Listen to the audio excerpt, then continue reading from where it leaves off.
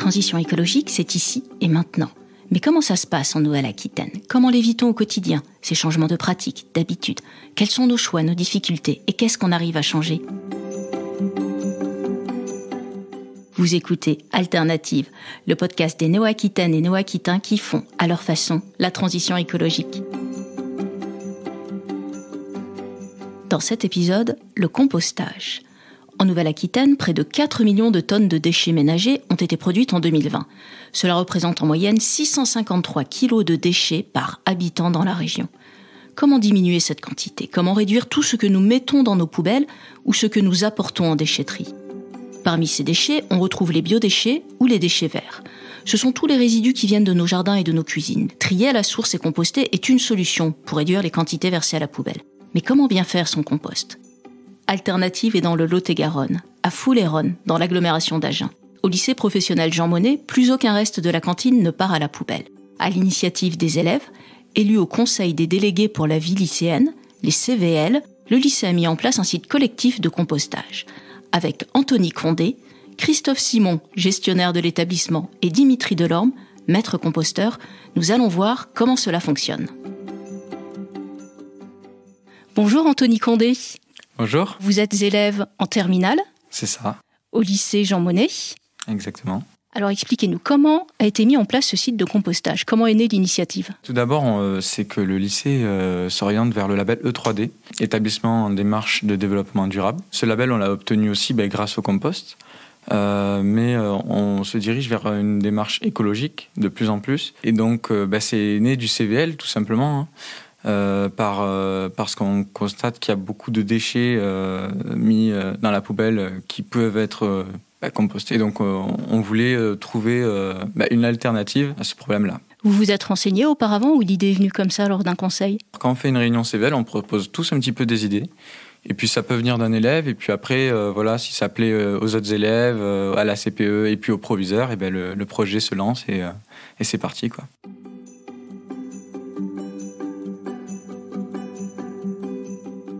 Christophe Simon, vous êtes gestionnaire d'établissement, donc gestionnaire du lycée Jean Monnet, et vous êtes également devenu référent compost du lycée.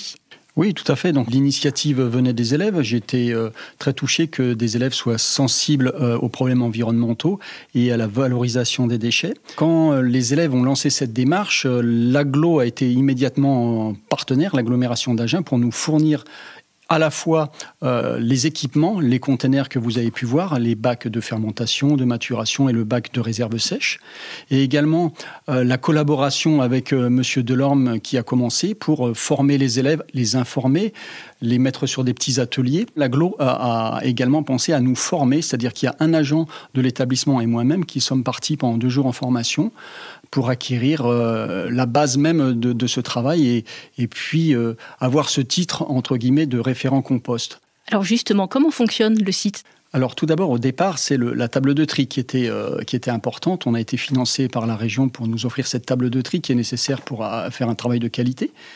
Juste pour préciser, une table de tri, c'est une table en fait sur laquelle il y a différents bacs dans lesquels on met en fonction le papier, les restes alimentaires. On a des logos très explicites sur chaque bac qui expliquent que là ce sont les déchets alimentaires, là les papiers, les emballages et de l'autre côté le pain. Voilà, il y a trois bacs de récupération. Chaque élève qui débarrasse son plateau le fait consciencieusement la plupart du temps. On trouve toujours, comme on l'a vu tout à l'heure, quelques pots de yaourt, mais ça reste à la marge. Les agents à la fin du service récupèrent les déchets qui ont été déposés, que ce soit les déchets de préparation, que ce soit les épluchures ou autre chose, ou les déchets les restants de repas ou les repas non consommés qui ne peuvent pas être servis. Tous les restes de la cantine sans distinction.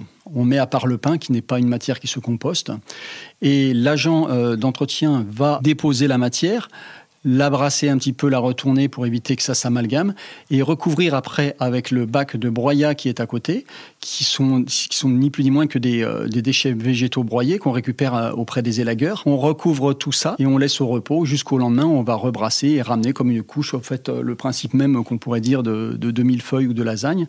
Petit à petit, le bac se remplit. Quand ces bacs de fermentation sont pleins, on les laisse au repos, on entame un autre bac. Après quelques mois, quand la température est descendue, on fait des brassages retournements et on peut les passer dans les bacs de maturation qui sont derrière. et jusqu'à ce que ça devienne prêt à la récolte. Donc ça va prendre un processus. Tout dépend un petit peu de la manière où ça a été travaillé, s'il y a eu suffisamment d'apport en humidité, si la chaleur est montée correctement. Vous avez pu voir tout à l'heure que le bac qui est en plein travail peut monter jusqu'à 70 degrés. Et la récolte, on la met dans des bacs à disposition des personnels du lycée et notamment des espaces verts du lycée. Tout ce qui est produit sur ce site de compostage est réutilisé sur le site du lycée. Exactement. Il y a une règle que si on voulait pouvoir exporter, admettons qu'on soit un grand producteur de compost, si on voulait pouvoir l'exporter, il faudrait faire des analyses en laboratoire pour pouvoir certifier que ça ne comporte pas de risque à être sorti en dehors du site. Ça représente combien de déjeuners par jour, entre guillemets, qui peuvent être traités par ce site ? Alors, on fait 500 repas jour. Entre, je ne compte pas les petits déjeuners, mais entre les déjeuners et le dîner, parce qu'on a 120, 130 internes qui sont présents sur le site. Donc, ça fait à peu près 500 repas jour. Et un volume de 5 tonnes, si vous voulez, à l'année, ça représente à peu près 5 tonnes. La semaine, en général, on a 150, 180 kilos semaine. L'intérêt pour nous de ce composteur, de ce site de compostage est double. Il y a un intérêt écologique certain, mais également un intérêt économique, puisque dans un horizon très proche, les déchets que nous allons mettre, les biodéchets, les déchets verts vont nous être taxés et on a déjà des dépenses très importantes dans ce domaine-là au lycée. Donc pour nous, ça va être un gain d'argent évident et nécessaire. Et c'est aussi, il y a un aspect aussi économique pour les élagueurs qui nous amènent le broyat, parce que s'ils le portent en déchetterie, ils vont payer une redevance. Alors déverser un camion comme ils le font chez nous de temps en temps, pour eux, c'est tout gagné. Et est-ce que le fonctionnement a été facile pour les agents ? Ça a été difficile au départ de leur faire admettre qu'on change les habitudes. C'est toujours compliqué pour eux.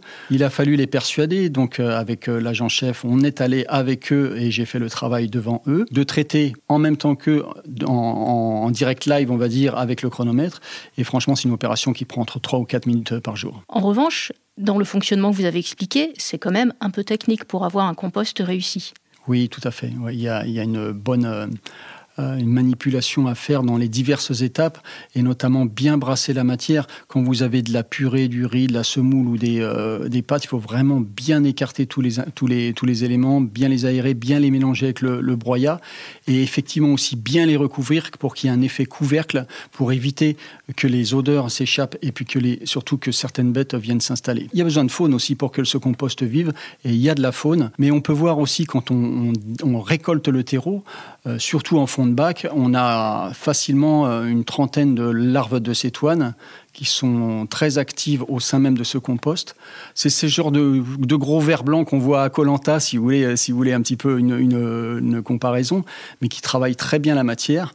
Et on les remet toujours dans le bac suivant pour qu'elles continuent leur travail. À l'heure actuelle, le lycée, en fait, ne produit plus aucun déchet dans ses poubelles vertes. Voilà, plus aucun déchet, même le pain. On a trouvé un collègue qui a quelques cochons et qui récupère le pain pour les nourrir. Donc on ne jette plus absolument rien à part tout ce qui est emballage, papier et puis autres déchets, mais tout ce qui est déchets alimentaires est valorisé. On s'est aperçu, au début c'était assez compliqué puisqu'il y avait beaucoup d'élèves qui jetaient des couverts, des verres, enfin on retrouvait un petit peu n'importe quoi.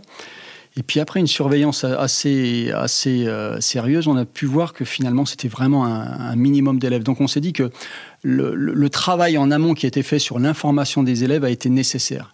Je crois qu'il fallu, parce que c'est pas évident, je le sais pour avoir eu des enfants, que les adolescents soient aussi sensibilisés à ces problèmes environnementaux. Donc il y a vraiment un travail éducatif à faire en amont et qui a été fait par les profs, par l'agglo, par le biais de Monsieur Delorme, ou même par les élèves entre eux, parce qu'on a des élèves qui sont porteurs de ce projet et qui ont envie de transmettre ce respect et ce souci de l'environnement.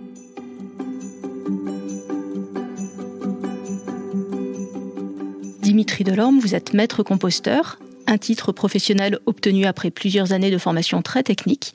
Vous êtes également formateur, professeur d'horticulture à Villeneuve-sur-Lot, et c'est vous qui avez accompagné la mise en place de ce site de compostage collectif au lycée Jean Monnet. Alors, est-ce que pour commencer, vous pouvez nous rappeler les principes du compostage ? En fait, le compostage, c'est tout simplement un processus naturel qui existe depuis des milliers et des milliers d'années. C'est notamment ce que fait la nature, ce que fait une forêt. En fait, quand la matière organique tombe au sol, il y a tout un cortège d'êtres vivants qui vont se mettre en action et qui vont petit à petit réduire cette matière pour la transformer en humus. Et c'est cet humus qui, de nouveau, va aller nourrir les plantes et puis ça fait un cycle.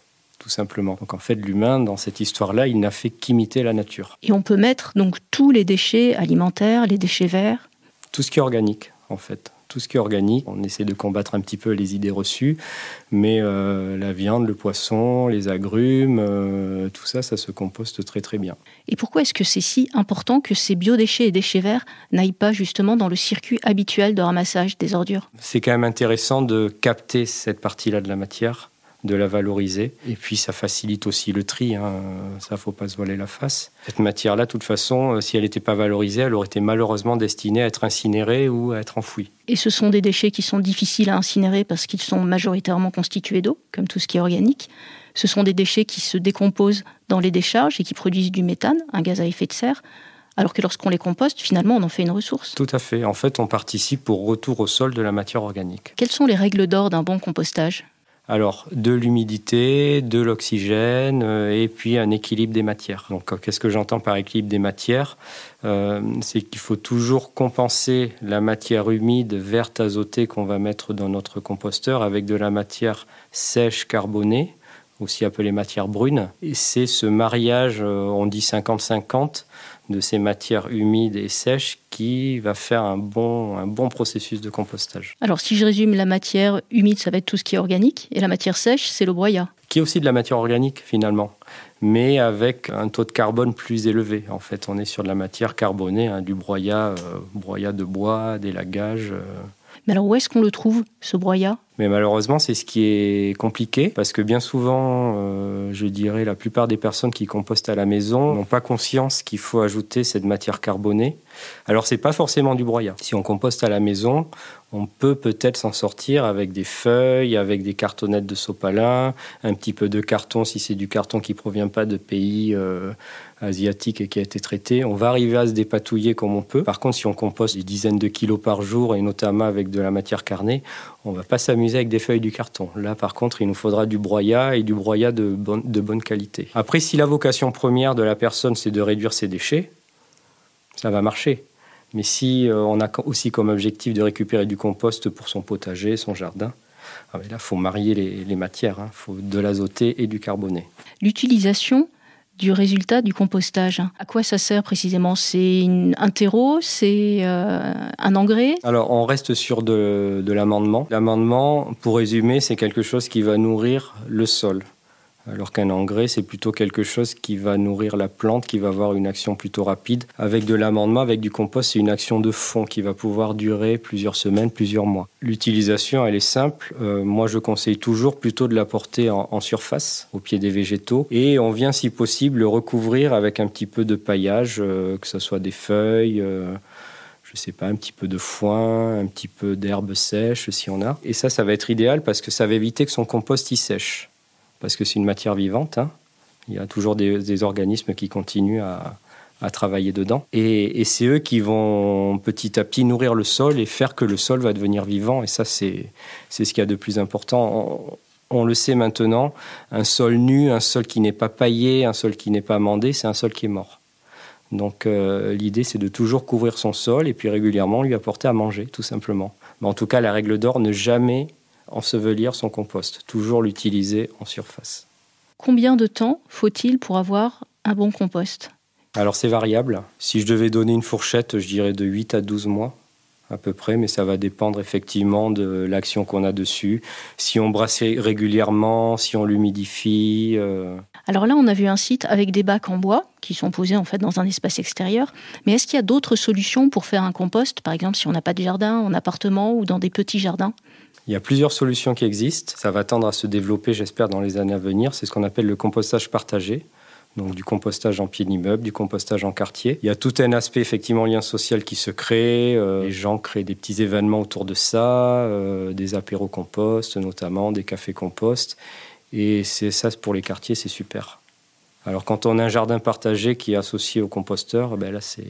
La boucle est bouclée, j'ai envie de dire. Et dans les milieux urbains, il y a aussi, alors on en a entendu parler, des lombricomposts ? Tout à fait. Donc ça, c'est la solution si on n'a pas au pied de la résidence ou dans le quartier un composteur. Donc en fait, il faut voir ça comme un petit élevage de vers Donc le fameux ver de fumier, Zena foetida, qui est le ver qui participe en partie à la dégradation de la matière organique. Tout le monde en jardinerie peut acheter un bac à compost, mais si on veut commencer pour se former et avoir les bons gestes et réussir à faire un compost correctement, où se renseigner ? Alors, à la maison, souvent, quand on achète un composteur, ou sinon, si on se fournit auprès de la collectivité, souvent, il peut avoir des composteurs, il y a souvent une petite plaquette qui est fournie avec, où on a les gestes de base à respecter. Après, si on veut vraiment composter en collectif, ce qui est intéressant, c'est vraiment de se référer à son référent de site, et c'est lui qui va apporter dans les grandes lignes les gestes de base, notamment au niveau des apports. On apporte des déchets déjà triés, au maximum coupés en petits morceaux.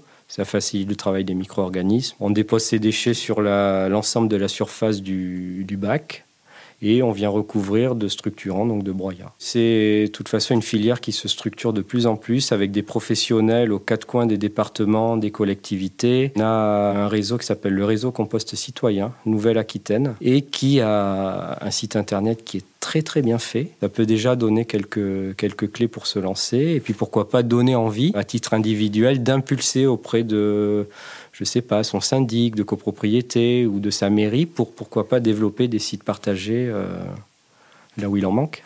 Parce qu'on sait qu'il en manque et on sait que l'échéance du 1er janvier 2024 où le tri à la source va devenir obligatoire, mais va vite arriver finalement.